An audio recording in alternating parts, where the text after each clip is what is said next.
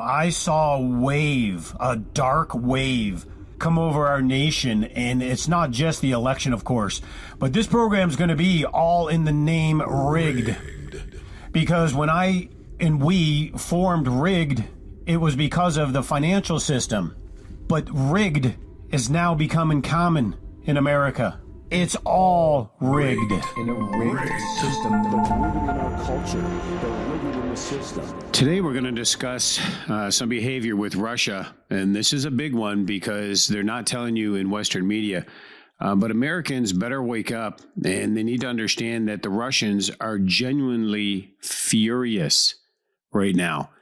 And the media is not letting us see that side. And this is very important for us to understand because you have, Sloppy Joe out there talking about, potential of Armageddon in nuclear form.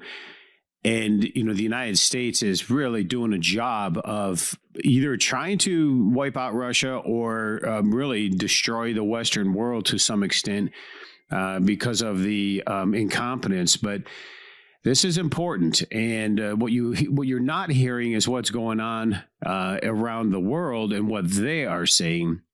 Most people in the world believe that the Americans, who knows, probably with the British, we don't know, did blow up the Nord Stream 1 and Nord Stream 2 pipeline. They don't understand how serious that was.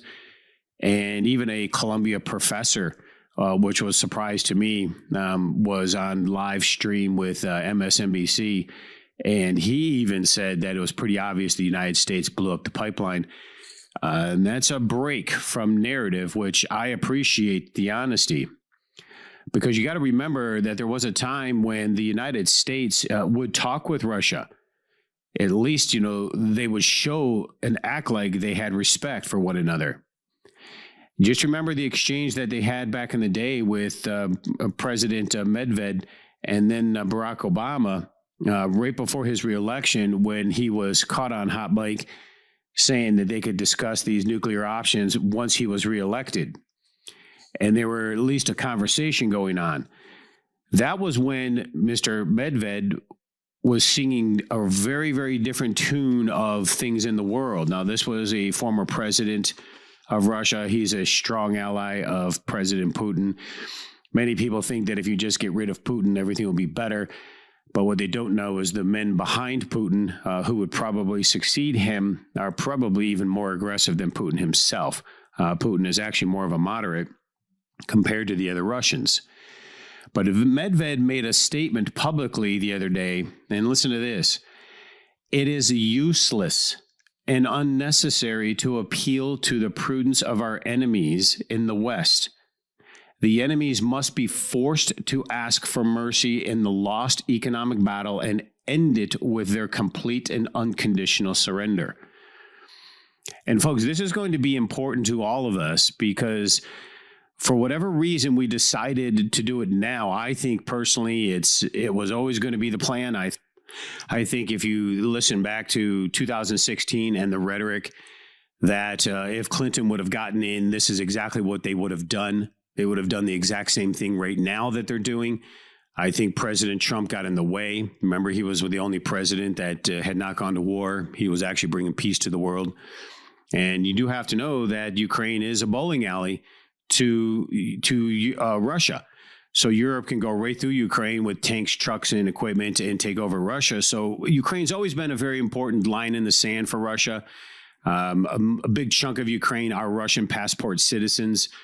So the most of the narrative you're hearing from the news is just flat out a lie. And, personally, I get it. I'm an American soldier, at heart, I get it. But at the same time, I just really think we should be more honorable. I think true leaders and true power should have levels of integrity and levels of morality to them. But you're not seeing this in Western media. The Western media is just not covering this, and that should alarm every single one of you. The American people really do need to understand that Russia is not playing around. They're not going to roll over and submit like a puppy just because the United States insists it should. They're not going to. I mean, that's Russian personality, let alone character. the Americans are continuing to funnel arms and money through Ukraine as well as Europe. The Europeans are so committed to this, they're willing to allow their people to suffer. So much so that we blow up this Nord Stream 1-2 pipeline, and there's many people who say it. Pentagon officials say it that are retired. The Colombian professor said it. I mean, most of us, we know that it was the United States and probably England that did it. But they are willing to allow the German people to suffer, if not the economy completely collapse, in order to achieve their goal. And I believe the goal is, as I'm going to get into here, is far more nefarious. And I don't think it works, to be honest. I think they will fail. I think it was a horrible miscalculation. But as I said, I think this is something they've been wanting to do. And it's ironic because they always blame the right, although the right is involved in this. But it always was the left in Barack Obama and Hillary Clinton, definitely. These are just called neocons, folks. A neocon is not somebody that is right or left. They are a certain breed of mindset. These are warmongers. These are like a neo-Nazi type of mindset and just war and destruction. And that's kind of what a neocon is. You know, you get even senators like Lindsey Graham, Republican. He's about as warmonger neocon as it gets. But Hillary Clinton was the same thing. But this is really a big deal.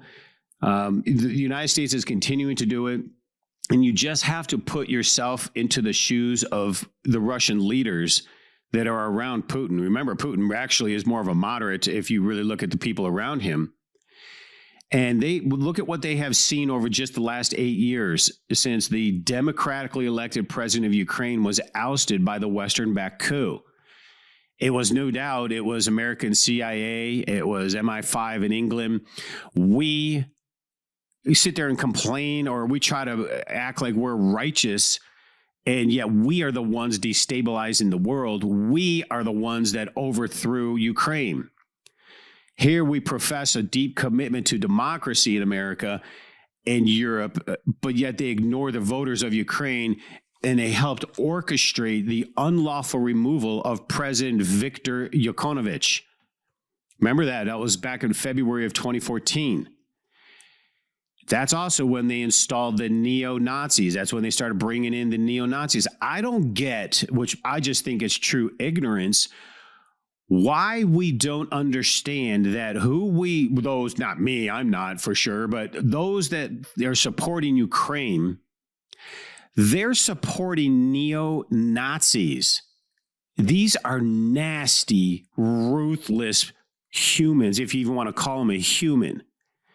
That's just disgusting. It makes me sad, if anything, that the level of ignorance and downright stupidity of so many people don't realize that they're really rooting for neo-Nazis to do this. I think there were so many other ways we could have taken advantage of Russian resources.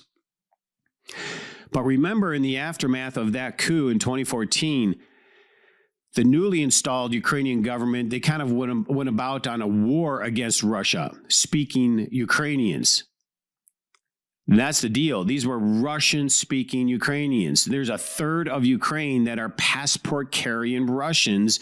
And ever since 2014, they started putting these Nazis in there in Ukraine, and they started to harass and terrorize the Russian people that lived in Ukraine. Because remember, just study history, folks. Ukraine, it isn't even real, by the way, but Ukraine really, vast of it, and Crimea for certain, belonged to Russia, always going back to Catherine the Great. So I'm not sure. Well, I do know. Just most people just don't know the history of it. But it is really important because Ukraine wantonly killed civilians, and the West remained silent. They were terrorizing, the Ukrainians were terrorizing these Russian citizens, these people, these women, these children. The Ukrainians were doing it. And despite repeated warnings from Russia that it would not tolerate Western efforts to bring Ukraine into NATO, Besides the fact that the United States and NATO said they would never go east, they just flat out lied. Russia truly remembers the invasion by Germany and the invasion by France, and they know what the West's intention is. They know the West is going after the $70 trillion in natural resources. That's what this is about. I mean, I just think there's other ways we could have done it. We didn't have to destroy the lives of women and children and innocent people that we are doing. The United States and Europe has conducted annual military exercises with Ukraine and provided the military training and assistance ever since 2014. So Russia's attempt to negotiate in December of 2021 with the United States over the status of Ukraine was completely blown off. They didn't care. Russia's always tried to do the right thing. That's why, and listen, I'm not rah-hoorah for Russia. I'm just telling you, these are the facts on the ground. And that's why it makes me mad when I see these senators and these people so gung-ho. It's like, are you really serious? So many people just truly believe Putin was this tyrant wanting to take over the world. Excuse me, it's the other way around. It's NATO and the United States that's doing that. And I want to be dominant. Don't get me wrong. I love our country to be prosperous, but we've outsourced everything in our country. We've outsourced it.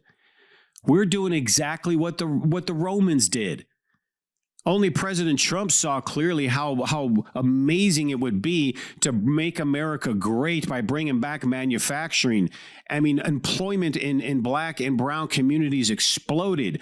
Entrepreneurialism exploded. And then we had of course, the pandemic, which changed things. But even after that, we would have had an explosion in economic activity if it wasn't for what's going on right now in Europe and Ukraine, and now the energy crisis that they're willing to allow their people to suffer for something they started.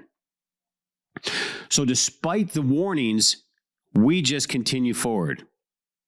So in response to this, Russia's special military operation, the United States and Europe imposed such draconian sanctions.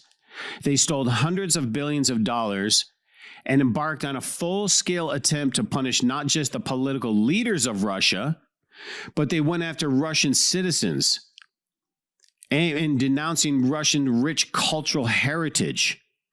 They were stealing yachts. We're just such thieves. It's just terrible. The United States and Europe continue right now today to supply Ukraine with weapons and ammunition that is being used to kill the newly incorporated citizens of Russia. And by the way, these people are Russian citizens. Those regions that Putin annexed, those were Russian territories all along anyway. If anything, they were Russian passport-carrying, speaking people. And that's regardless of how people just don't understand the history of it, but you need to know how important that is, let alone how important those regions are to natural resources and water supplies to Crimea and the wheat supply. I mean, there is so much involved. This is all around natural resources, and they keep saying Putin bad, we good, and it's just a joke. I just would rather have taken over and dominated in a way that wouldn't destroy the lives of so many. And they keep saying it's Russia that's destroying the lives of so many, and that's just not true. Well, they have no choice for what they're doing. So all they want to do is keep supplying the weapons and ammunition. And they're killing these people, these innocent people, along the Donbass and the Kherson and the Zaporizhia regions of Ukraine, which is really Russian territory now. It is now Russia's territory. So if they start bombing missiles into those territories, you're going to see an escalation that you won't like. I mean, Biden is speaking truth because he knows what they're trying to do and start. That's probably the only thing he's done that's actually straight up, is he's telling you that we are going to try to almost ruin the world if we can.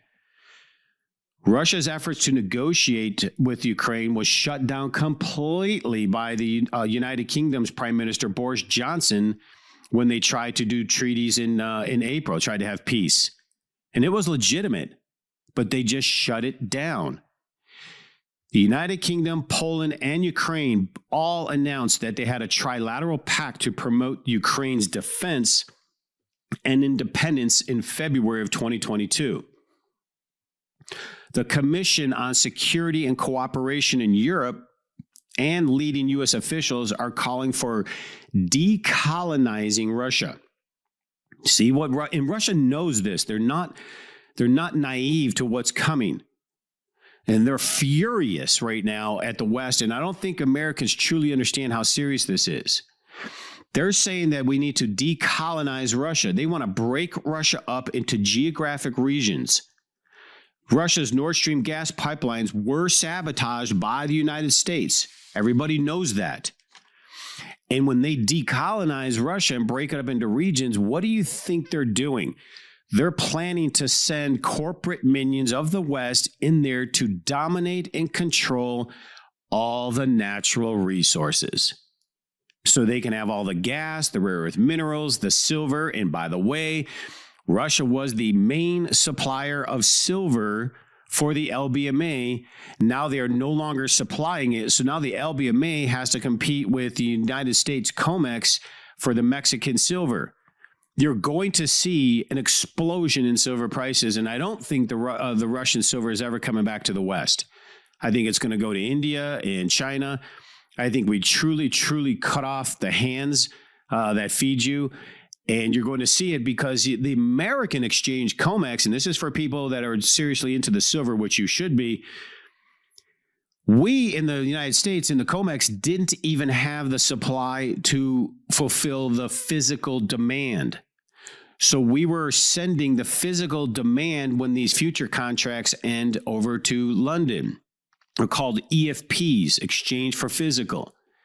So London was actually fulfilling contracts that the United States could not. And think about that. Now London no longer gets Russian silver.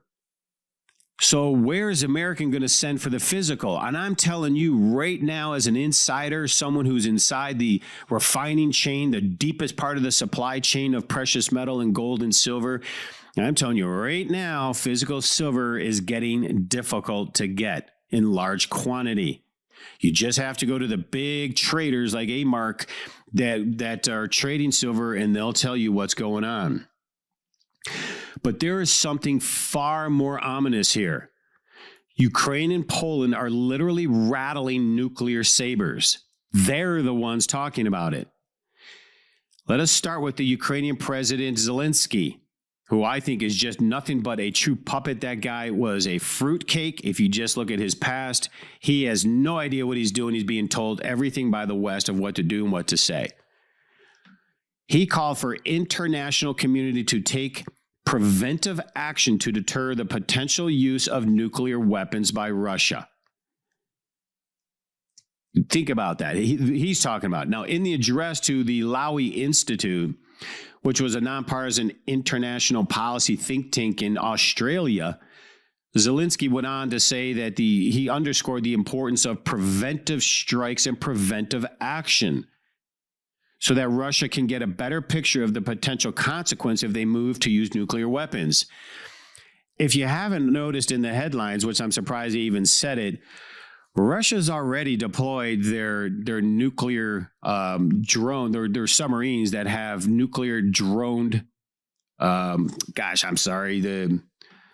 only what you call them, the missiles that come out, but they're nuclear tipped, and they're deadly weapons. And I forget the name of them. I should have it on top of my head, but they've already deployed it. So Russia's already cruising around with submarines with these doomsday weapons on them. And here we're talking like this.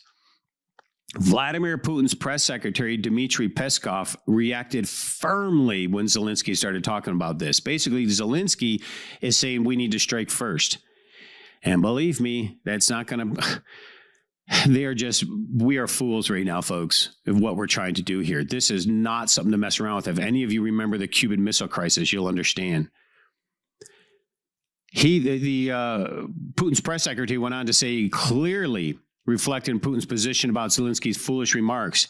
He said the United States, the United Kingdom de facto lead the activities of Kyiv, and therefore they should be responsible for Zelensky's statements.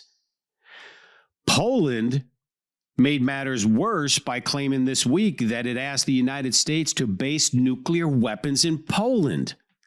And folks, I had a NATO secret clearance in nuclear warfare.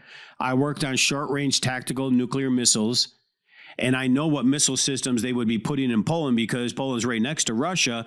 So you don't need these intercontinental ballistic type things. You use these short-range nuclear missiles that we used to put on a track. It was like on a track wheeled vehicle, and we would mate the missile system right there in the woods, and it was on like a 3-inch rail. I mean, literally 3-inch rail, and we would launch these missiles off of it, and it could be into Mach 3, 4 before you know it, and it would strike Russia within like 30 seconds.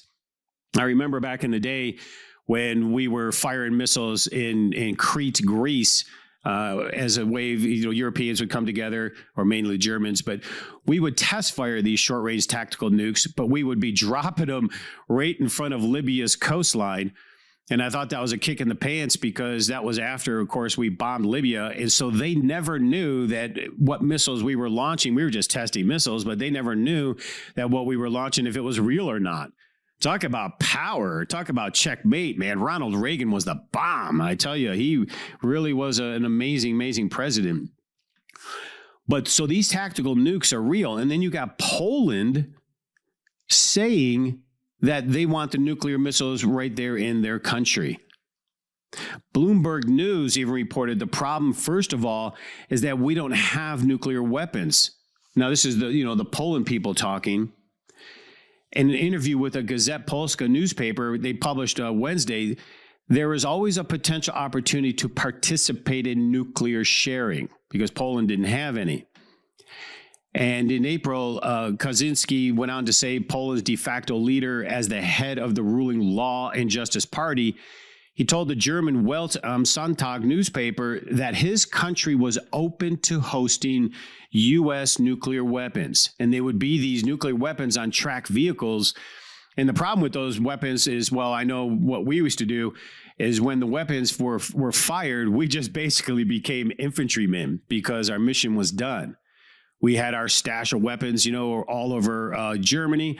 And we would go and hide in barns and move around tactically. And we were there defending the Fulda Gap is what we called. And I remember I had a great general by the name of Colin Powell. He was general of 5th Corps at the time I was there in Germany. I was there during the fall of the Berlin Wall. It was just a wonderful time when America had a lot of reasonability to what they did. Something's drastically changed. I'm even embarrassed to say I was in the military now compared to the woke nature they're doing. It's insulting what they're doing with our military. But this is a big deal. They've spoken to the American leaders about whether the U.S. is considering a possibility of Poland sharing the weapons. Duda told the newspaper the topic is open. So think of when the Cuban Missile Crisis brought the world to the brink of nuclear war between the U.S. and the Soviet Union. Let's not forget this, folks. This is important. Don't fall in with the propaganda. The Soviets reacted to the United States placing nuclear missiles in Turkey. So they decided to give the United States a taste of its own medicine. And the U.S. was horrified at the prospect of having Soviet missiles 90 miles from our shores, and we reacted strongly. That Cuban Missile Crisis was an enormous point in history. Let's not forget that. Would we allow Russia to put nuclear missiles in the Mexican border? No. Why do we think it's okay to go and do it to Poland or to put systems in Ukraine? Why do we think that's okay? Obviously, it's not. It's highly provocative. But let's not forget what happened in Cuba. Fortunately, cooler heads ended up prevailing back then, and a deal was cut that committed the Soviets to removing those missiles from Cuba, followed by the United States removing the nukes from Turkey. That was wise. Why would any sane person think that the West could now place nukes on the border of Russia? And then Russia's not going to react? Are we mad? Are we insane? Are we as the people allowing our leaders to do this? Are we naive? I mean, that's why I don't understand the huff and puff aggression. Listen, I get if we want to take over Russia, if we want those natural resources, but boy, there was a lot better ways of doing it. We could have caused internal revolution, instability. There's so many ways. We should have just kept using our CIA like all the movies show, and we should have just slowly changed the mindset of the Russian people internally and let them overthrow, and then we would have some friendly Russian leaders, and then our corporations can march in and take over the resources. We didn't have to do it that caused such harm and grief to people and innocent civilians. They keep saying that Vladimir Putin is, well, put it this way. They want us to believe that Putin is delusional. But Vladimir Putin is not delusional, and he's not paranoid. And remember, he is the moderate one in Russia. You do not want Putin out. The ones behind him are far more aggressive, and they don't like the West because they remember the tens of millions of their people dying at the hands of the Germans. Putin has taken the West at its word and accepts the reality that the United States and Europe flat out want to destroy Russia, and Putin is committed to preventing it and has now made it clear that the members of his government and the people of Russia are awakened to the threat. They all remember when the Germans came in and tried to take over Russia and destroyed and killed tens of millions. You want to watch a great movie, go watch a movie about Stalingrad. I'm telling you, these people are determined people. So when you see the Western narrative of, oh, the Russian men, they just want to leave. They don't want to be part of this draft mode. I mean, some of that's probably true because there are probably some noodle heads. Russia, I imagine to some extent, they have the same problem we do here with social media, creating just noodlehead weaklings, bravo males with no understanding of being a man. Well, matter of fact, the United States is trying to tell the world a man's not a man and a man can be a woman. I mean, we're twisted. We're really messed up. If you were put in Vladimir Putin's place, what would you do? How would you react to this? You see, that's why this is important. Now, the only thing I can think of is go back to the Berlin Wall when it collapsed, where I was in Germany at the time the Berlin Wall collapsed. I had gone over to Berlin. I had actually crossed through Checkpoint Charlie. We went on a mission. It was designed to show off our freedom. We went over with military uniforms. All our insignia was off, but we went over there. I remember being tracked by KGB, and our job was to go over and spend money. It was a total riot. I mean, we just had a blast. But I just saw the poverty. I mean, I get that the Soviet Union was not good. I understand the Soviet Union's behavior because they were furious of the tens of millions killed by the Germans. They took all the territory they could to give themselves a buffer, and they were ironclad hardcore about it because they were pissed off. You would be too if tens of millions of your fellow Americans died the same way. It didn't work, and we ended up financially breaking Russia. Back then, the commodity world was important, but not nearly as important as it is today. And the commodities today, natural resources, are so vital.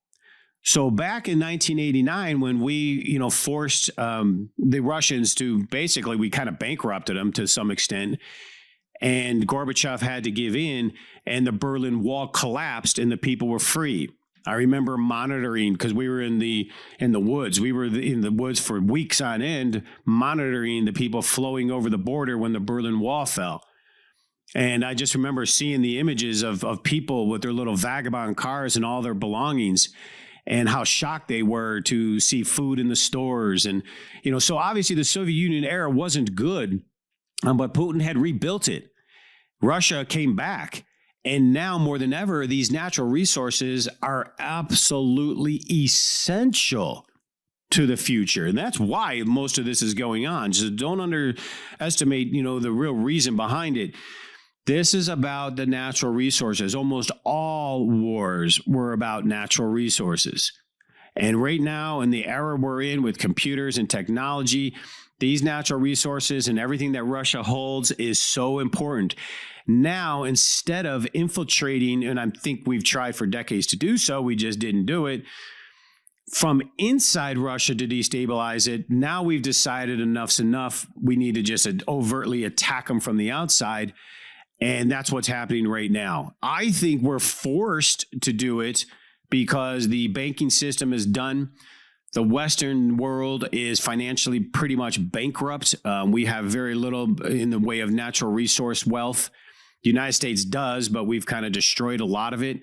Amazingly, Sloppy Joe, first thing he did was come in and kill off our ability to produce our own oil, stop the flow of oil coming from Canada, destroying our farm and food production.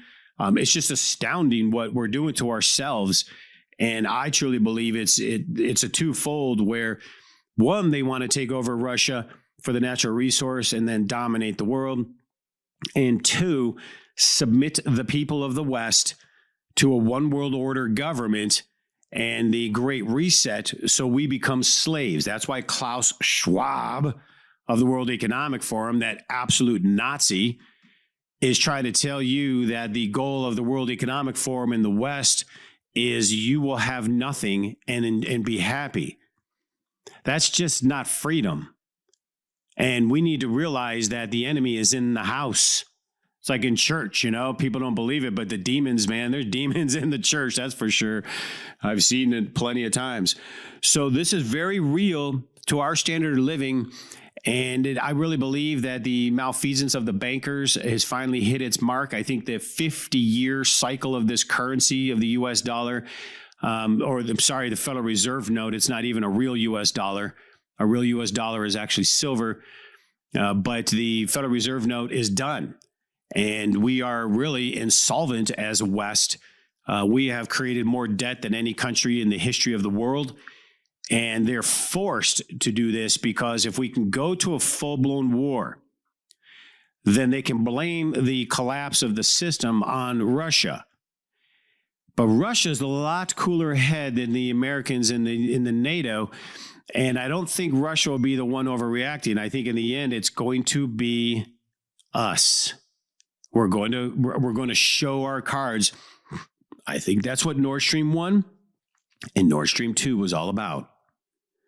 I think the world knows. As a matter of fact, I do know the world knows. If you listen to the media, the world knows the United States and their allies, probably either Poland or England, who knows, they blew up the pipelines. And they actually destroyed the economy and the livelihood of our own ally to keep them from breaking down in the sanctions and giving in to Russia. Because Russia would never destroy their pipelines, folks. Why? All they had to do was turn it off. Why would they blow it up? They built it. It was their leverage. All I'm saying is, what we saw in Italy and what we're seeing in hopefully Brazil, we need to turn around this Western world, get back to conservative values that will have respect for the world. I know there's plenty on the right that are all raha on this too, but they're neocons, and the rest are just ignorant. But we need to get back to truth, to freedom, to sound money, because that is where our standard of living will thrive. But right now, it doesn't look like it. So you better get ready, and you better have preparation with food, gold, and silver. It can't be any more serious than now. And if you've got more than $250,000 in a bank in the same account, you're going to regret it.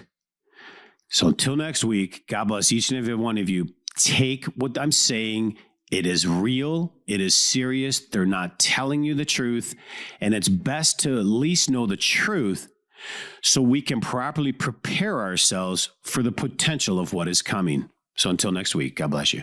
With all of the recent changes in the political and financial markets, there has never been a better time than right now to invest in silver and gold. When governments simply print billions of dollars in paper money in hopes of solving financial shortfalls, you know that it is time to buy and hold assets of true and lasting value. Free information is available to you right now by calling 888-747-3309. Whether you are a new investor or you're interested in preserving the value of your retirement accounts, we make it easy for you to make smart decisions for your financial future. The specialists at Cornerstone are here to serve you, work to satisfy your retirement goals, and communicate with respect. Call us right now at 888-747-3309. That's 888-747-3309. Or visit us online at cornerstoneassetmetals.com.